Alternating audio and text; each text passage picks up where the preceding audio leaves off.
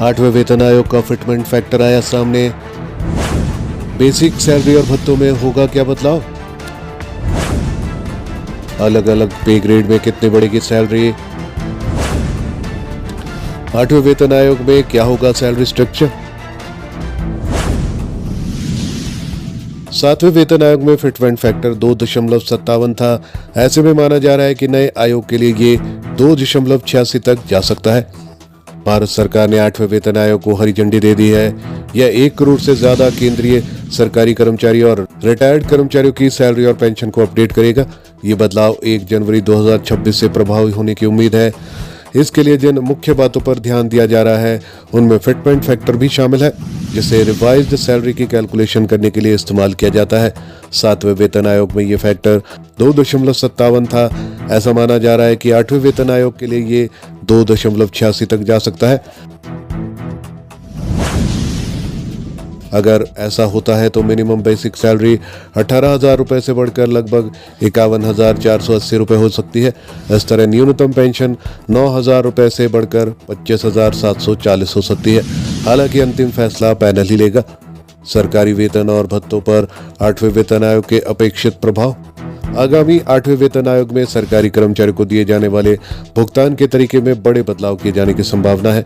Basic salary में बदलाव के अलावा 8वें वेतन आयोग में हाउस रेंट अलाउंस और ट्रैवल अलाउंस जैसे भत्ते भी अपडेट किए जाने की संभावना है, जो इस बात पर निर्भर करता है कि कर्मचारी कहां तैनात है और उसकी नौकरी में कितनी यात्राएं शामिल है।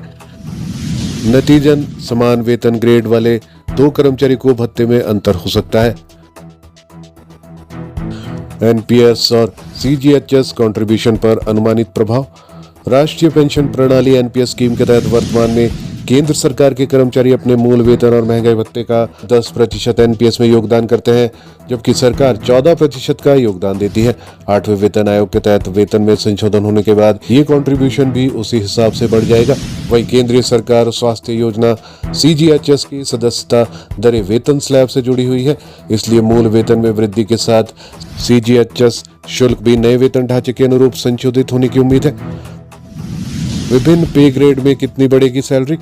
2.28 के प्रस्तावित फिटमेंट फैक्टर के आधार पर ग्रेड 2000 लेवल 3 के कर्मचारी का मूल वेतन 57,456 रुपए तक बढ़ने की उम्मीद है।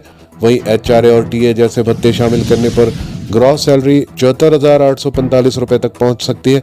स्टैंडर्ड डिडक्शन के बाद अनुमानित टेक होम सैलरी लगभग 68,849 रुपए होगी। वहीं ग्रेड 4200 लेवल 6 के कर्मचारी को 93,708 रुपए के संशोधित मूल वेतन के साथ सकल वेतन कुल 1,19,798 रुपए हो सकता है। कटौती के बाद मासिक वेतन लगभग 1,09,977 रुपए होने का अनुमान है।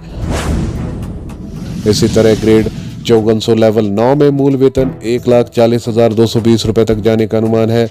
भत्ते जोड़ने पर ग्रॉस सैलरी 1,81,073 रुपए तक पहुंच सकती है।